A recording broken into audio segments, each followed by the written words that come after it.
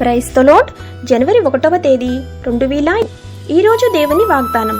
సంవత్సరమును నీ దయాకిరీటము ధరింపచేసి ఉన్నావు, నీ జాడల సారము వెదజల్లుచున్నవి.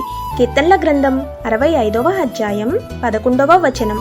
ప్రియమైన సహోదరి సహోదరులారా, దేవుడు చేయు క్రియలు ఎవరు వర్ణించగలరు? ఆయన మేధస్సును అంచనా వేయగల నరుడు ఏడి? ఆయన యొక్క గొప్పతనము ఆయన యొక్క సృష్టిలో కనబడుచున్నది. సంవత్సరములు కాలములు ఆయన యొక్క ఆధీనంలో ఉన్నవి, మరణ జీవములు ఆయన యొక్క వశమై ఉన్నవి.